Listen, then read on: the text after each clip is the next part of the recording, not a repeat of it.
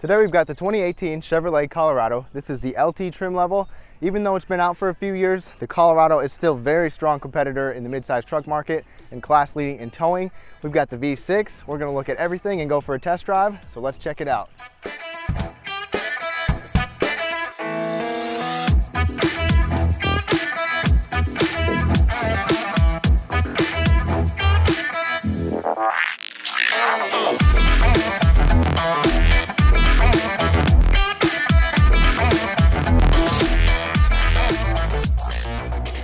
All right, everybody, thank you so much for tuning in for this 2018 Chevy Colorado review.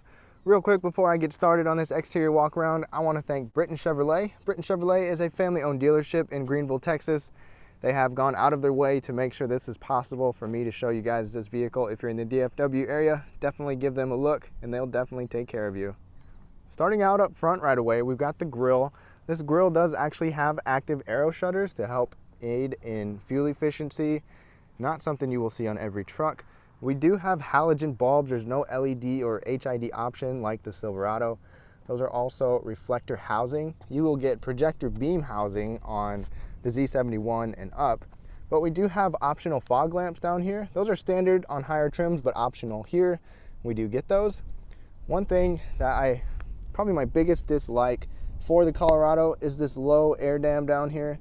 If you're gonna go off-road, you might wanna remove that because it is not very high, but that's just a mild complaint. It's gonna help in fuel efficiency and you're not gonna notice it otherwise. This red is a Cajun red tint coat. It's a little bit darker than some other tint coats. Maybe has a little bit of a fiery orange. Maybe that's why they call it Cajun. What do you guys think of it? Leave your thoughts down below. We do have 17-inch blade silver wheels right there. You will get a darker it's a dark argent metallic wheel on the Z71 package. This does have a fully boxed frame. It's a ladder frame. It's definitely a real truck. A little bit different than you get on the Ridgeline with its unibody construction. This also has 8.3 inches of ground clearance, so not too bad in the truck department as well. We don't have blind spot, but we do have a spotter mirror right there built in. It's always nice to have. Can help you with your towing as well. There's no smart key system, but we do have remote start and keyless entry. You can see on the back we also have a manual sliding window. That's optional. It is standard on the Z71 model, however. So what do y'all think? Colorado kind of has a unique look to it. Got that curvature on the back window. This vehicle also has a locking rear differential, and this is the two-wheel drive model. If you're gonna get a two-wheel drive truck, definitely a good idea to have a locking differential, especially if you plan on going off-road or have to deal with snow or ice. It can really come handy. And that locking differential is automatic. You don't even have to push a button. Once there's wheel slippage, the opposite side will lock in, so you have better control, better traction. This is the V6 model, and I'll talk about the powertrain numbers here pretty soon. We do have Chevrolet's step corner bumper right there. Let's take a look at the cargo box. We do have the backup camera right there. This is also a locking tailgate. So if you have a tonneau cover, you can lock your tailgate. Nobody can get into your stuff. Optional on this truck, we do have an easy lift and lower tailgate. So it won't slam and it is light and easy assistance to lift it. We don't have the bed liner in here, but of course you can get one, and I would always recommend one with the truck, especially if you're gonna be using this back end with some rough materials. Keep it in good shape.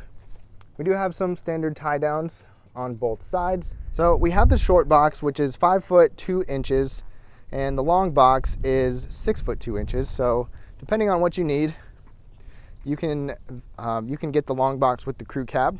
That is an option. Otherwise, with the extended cab, maximum payload as configured is 1,574 pounds, which is fairly impressive for a truck like this.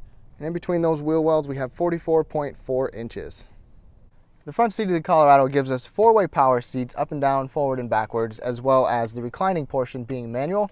These are cloth in the LT trim level. We do have a pretty good range of motion with the steering wheel. It can actually tilt and telescope with this lever here. Not too bad for range of motion. This seat's about in the middle of its track, and if I sit up tall at 5'9", obviously not very tall, but I still do have enough room to put a fist above my head. Plus, if you go up to the Z71, you can get leather seats, and overall, we have a pretty comfortable cabin. These seats definitely feel supportive. They're a little bit firm, but they're definitely supportive. You know, they're pretty comfortable. There's not a whole lot of bolstering, but you don't need that in a truck. I don't see any problem with this accommodating larger people, but shoulder room is a little smaller than I might expect, but obviously it's not the same size as the Silverado. We've made it inside the Colorado. So we do have kind of a harder touch surface up here, but we do have a soft armrest, not to mention a few different cubbies here, and a bottle holder right there. It's got a pretty good door slam. So starting out, taking a look, we do have a leather wrapped steering wheel, which is pretty nice and soft. There's a pretty big space down below for your hand. We have a pretty traditional key fob. We do have remote start. Otherwise, put the key in. It starts right up. Let me start off by showing you the instrument cluster. As you can see, the two big gauges on the left and the right. Sorry about the glare there. And then the two up in the front, or up at the top. In the middle, we do have a full color instrument display, or driver information display right here. So we can control this with the steering wheel. I'm going to go to the info page right away. This will show you your trip computer, your miles per hour if you want to have that on there. And this vehicle was off the lot. It's been idling for a while. Really hasn't been driven hardly at all, so don't pay attention to those numbers. You can see your fuel range, your instantaneous fuel economy, your oil life, your tire pressure. I really like that you can see your oil pressure and your transmission fluid temperature as well, especially if you're towing. Wouldn't be a bad idea to keep an eye on that. We can exit out of that and you can see your audio on screen, your phone controls, even navigation, and you can customize with some options there as well. Moving to the left of the steering wheel, we have our light controls right there and controls to light in the cabin. One thing we are missing is the four-wheel drive control with the auto track. It does have automatic four-wheel drive as an option, otherwise for high and for low or too high. What do you all think of the layout of the Colorado? I am a fan of this layout right here. It is very straightforward and easy to use. Standard on lower trims is a 7-inch screen, but we have the 8-inch touchscreen right here. This is the MyLink system. It is pretty easy to use and fairly responsive. The projection is for Apple CarPlay and Android Auto, and that is standard. One thing that I do like is with your camera, you can have a regular backup camera, or you can have this line right here. What that line shows you is if you're towing, it will line up right in the middle of the vehicle, so you can put that right where you want your hitch to be, so it's easy to get backed up. Otherwise, we do have dynamic lines for our backup camera, and this does have a 7-speaker Bose system, and I like how there's some easy to use controls and some really nice feeling knobs on both sides. Volume, and then your tuning knob or your menu button. Going down a little further, we don't have climate control or automatic climate control. We just have a standard regular. You control the fan speed, you control the temperature. Everything is very easy to use, straightforward buttons. Going down a little further, obviously your hazard traction control, your cargo light right there, easy to turn on and off. Plus, if you're going to tow, you have your tow haul mode button right there.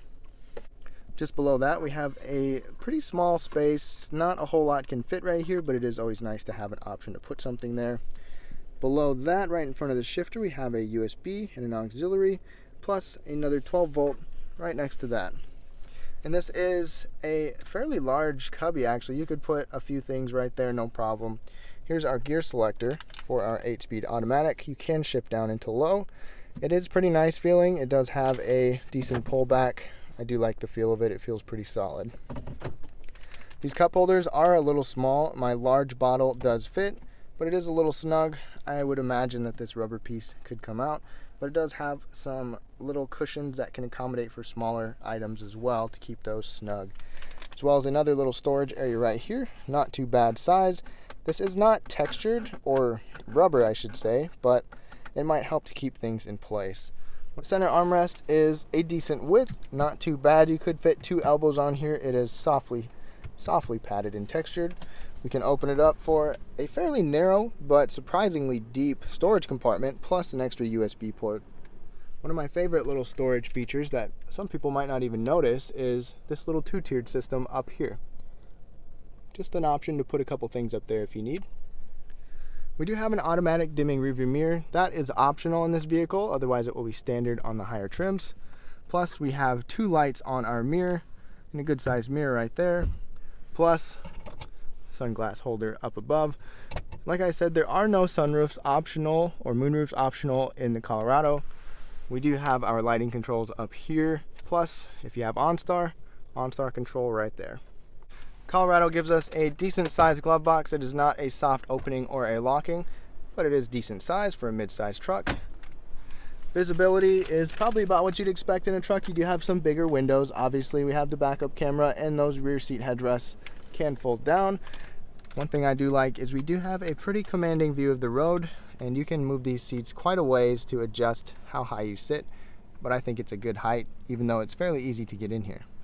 Now, the back seat of the Colorado really isn't too bad either. This is obviously the bigger cab version right here. You can go with an extended cab with kind of jumper seats that are quite small, but behind myself at 5'9", I got space for my knees. The seat's a little bit low, or the seat, you know, I don't have a whole lot of thigh support, so I wouldn't want to be here for extended periods, but this seat is still fairly comfortable. I got enough headroom. I can put a few fingers above my head. There is a tunnel in the middle that's not too tall actually, so you could probably have somebody sit here and be okay. I can even sit up tall without my head touching in the middle seat, so that's very impressive.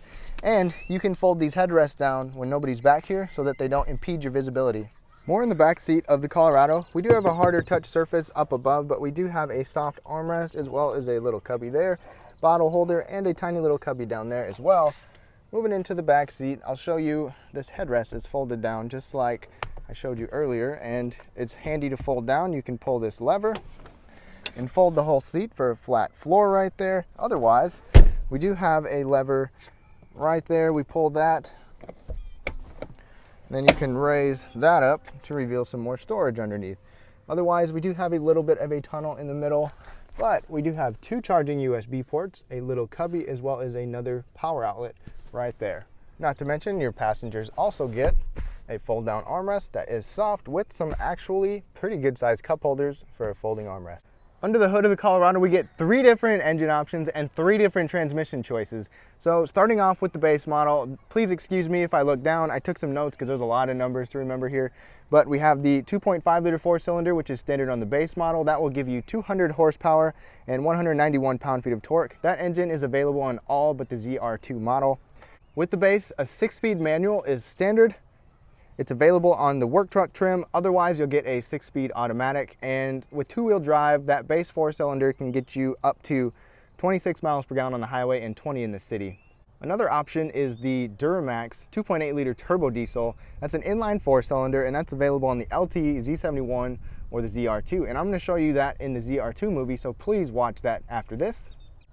If we had it in this truck, we would have 181 horsepower and 369 pound-feet of torque, and that torque comes at 2,000 RPM, so it's definitely some low-end torque, so you can get your power right away. With 2-wheel drive, that diesel can get you up to 30 miles per gallon on the highway and 22 in the city. Otherwise, with 4-wheel drive, you'll get 20 in city, 28 highway. Not to mention, that is class leading in towing, with max towing up to 7,700 pounds. Now this model right here, this is the 3.6 liter V6. It is direct injected. That will give us 308 horsepower and 275 pound-feet of torque. This one is paired with the 8-speed automatic, and miles per gallon here in a 2-wheel drive is 18 city, 25 highway. Otherwise, 4-wheel drive is 17 city, 24 highway. Still not too bad for a mid-size pickup. And as we have this configured, this 3.6 liter will give us 7,000 pounds of towing.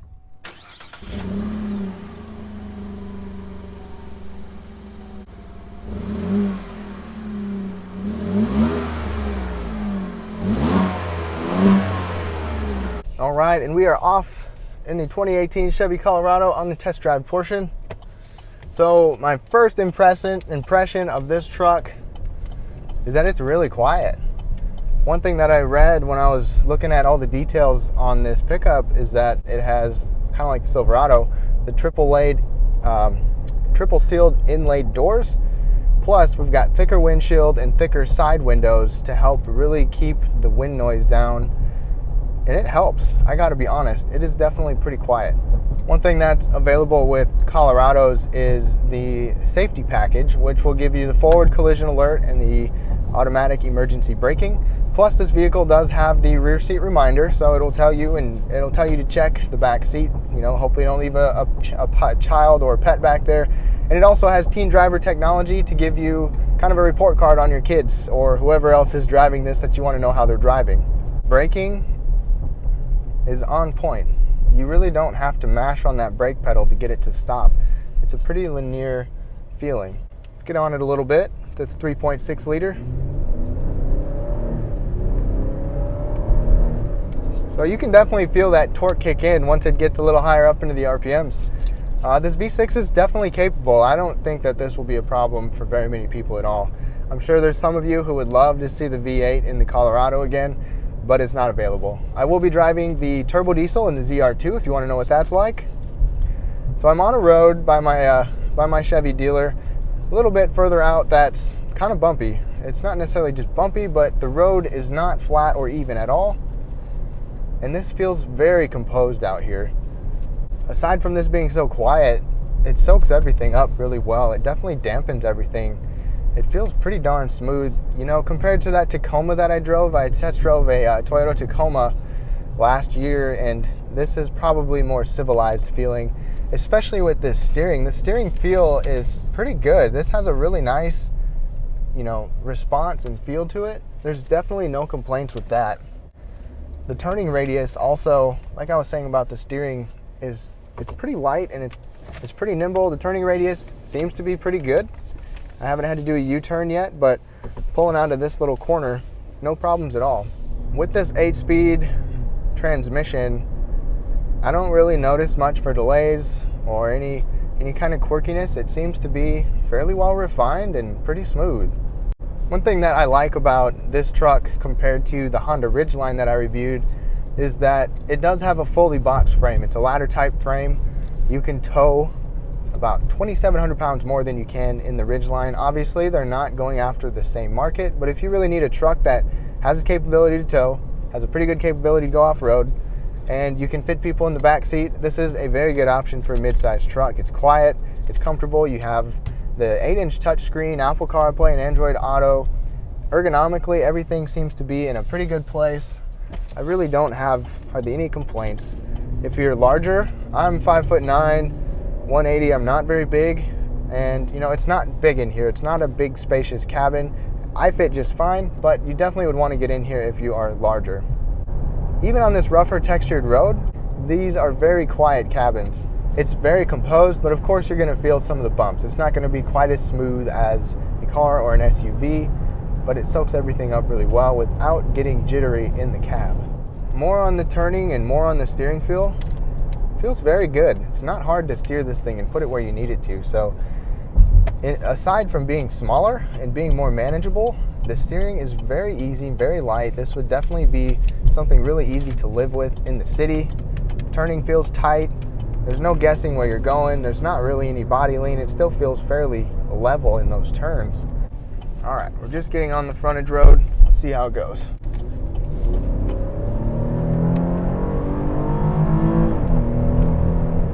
That is not bad at all. This thing's surprisingly quick. Obviously this V6 is gonna be the quickest of all the engine options, but with that 8-speed, kick down, just a slight delay, and then it goes. It's got a nice power band there. And it sounds pretty good. Even though it's quiet in here, you can still hear the engine, and when you accelerate, when you rev it up.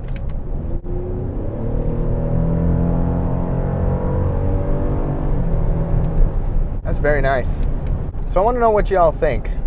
Is this competitive with the other mid-size trucks in the class? Is this something that you'd want to go with? Obviously, it's a very capable truck. I am taking out the ZR2 right after this, so that video will be up right after this one. Please be sure to check that out. Again, I want to thank Britain Chevrolet for letting me take this out and show it to you guys. They would be more than happy to help you if you need a vehicle. Leave your thoughts and leave your comments down below. If you liked this video, please give it a thumbs up. It really helps support my channel, and I make videos every week for you guys, and I'll see you next time. Hey y'all, thank you so much for watching my video. If you haven't subscribed yet, please do down below for new weekly videos every single week. Also hit me up on social media. Find the links down below in the description for Prime Autotainment.